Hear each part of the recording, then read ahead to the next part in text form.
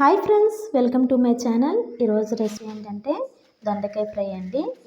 ఇవి దొండకాయలు ఒక పావు కేజీ దొండకాయలు నీట్గా వాష్ చేసుకొని ఇలా పొడవుగా కోసుకొని పక్కన పెట్టుకుందామండి.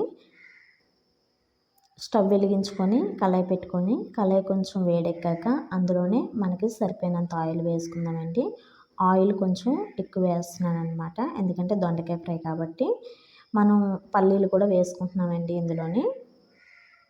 ఆ పల్లీలు కూడా ఇందులోనే ఆయిల్లో వేసుకొని కొంచెం పల్లీలు వేగేంత వరకు వేయించుకొని దూరగా వేయించుకోవాలండి.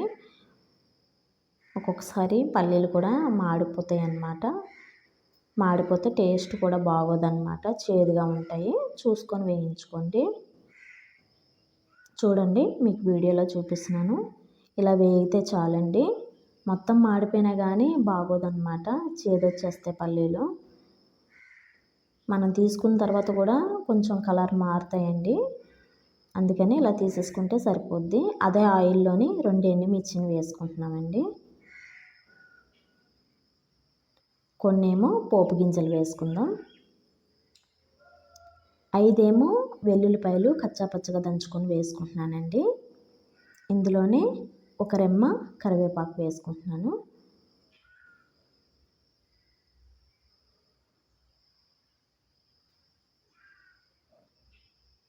వేసుకున్న తర్వాత నేను మీడియం సైజు ఆనియన్స్ని 2 తీసుకున్నానండి. ఉల్లిపాయ ముక్కలు కూడా అందులో వేసేసుకొని నీట్గా దొరతో కలుపుకుందామండి. నేను పచ్చిమిర్చి ఇందులో వేసుకోవట్లేనండి. పచ్చిమిర్చి వేసుకోవాలి అనుకున్న వాళ్ళు వేసుకోండి. నాకు పిల్లలు ఉన్నారు కాబట్టి. దొండకాయ ముక్కలు కూడా కొంచెం గ్రీన్ కలర్లోనే ఉంటాయి కాబట్టి అవి కొంచెం ఇబ్బంది అవుతుంది అనేసి నేను వేసుకోలేదన్నమాట. వేసుకునే వాళ్ళు వేసుకోవచ్చండి. ఇందులోనే ఒక 1/2 స్పూన్ ఏమో పసుపు వేసుకుంటున్నాను.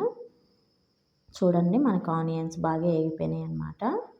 ఈ టైంలోనే మనం ముందుగా కోసి పెట్టుకున్నాం కదండి దొండకాయ ముక్కల్ని,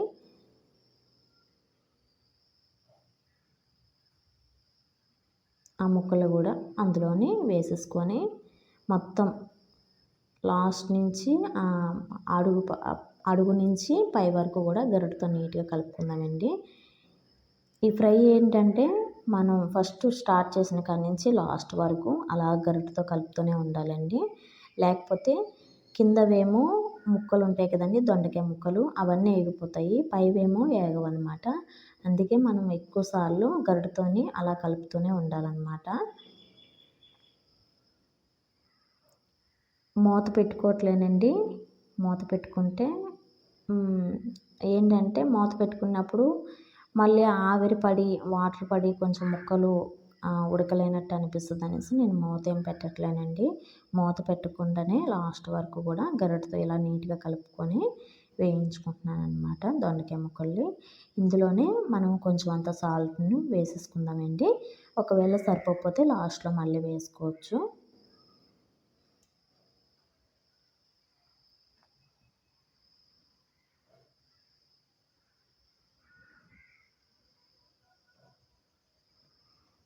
ఈ దొండకాయ ముక్కలు ఏంటంటే కొంచెం వేగడానికి టైం పడుతుందండి.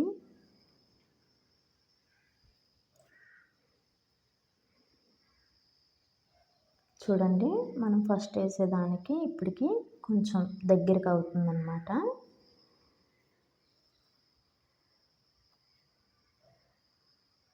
ఇందులోనే మనం కావలసినంత కారాన్ని కూడా వేసేసుకుందామండి. కారం కొంచెం ఎక్కువ తినేటి వాళ్ళు కూడా కొంచెం ఎక్కువ వేసుకోండి. నాకు ఈ కారం సరిపోద్దన్నమాట. ఇందులోనే మనం ఒక 1/2 స్పూన్ ఏమో ధనియాల పొడిని కూడా వేసేసుకుందాం.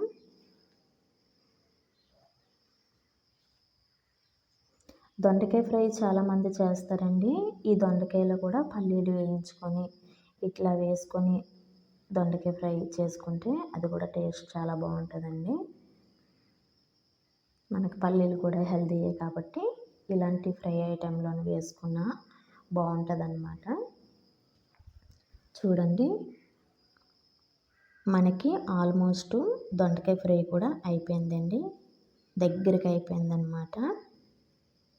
ఇది ఏంటంటే మనం మొత్తం డీప్ ఫ్రై లెక్కని ఏమి ఉండదండి. ప్లేట్లో రైస్ పెట్టుకొని తిన్నా కానీ మంచిగా రైస్ అంతా కలిసిపోద్దనమాట ఈ కర్రీతోని, ఈ దొండకాయ ఫ్రైతోని. మనం ముందుగా వేయించుకున్నాం కదండి, ఆ పల్లీలు కూడా ఇందులో వేసేసుకుందాం అనమాట. వేసేసుకొని మొత్తం కలిసేంత వరకు గరిటెతో నీట్గా కలుపుకుందాం. మీకు కారం ఇప్పుడు కారం కూడా నేను ఒక 3-4 డేస్లోనే మాది కారం కూడా అయిపోతుందనమాట. నేను కారంది కూడా మేము ఎలా ఆడించుకుంటాము అనేది, మా కారంలో కూడా కొంచెం అంత మసాలా కూడా కలుస్తుందండి. నేను అందుకే సపరేట్గా మసాలా అలాంటివి వేయను అనమాట. కారంలోనే మాకు కొంచెం అంత ఉంటుంది కాబట్టి నేను కారాన్ని ఒకటే వేస్తాను. లేదంటే వేయాలి అనుకుంటే ధనియాల పౌడర్ని కూడా వేసుకుంటాను అనమాట అవసరం ఉంటే. మనకి ఎంతో టేస్టీ అయిన దొండకాయ ఫ్రై కూడా మనకి రెడీ అయిపోయిందండి.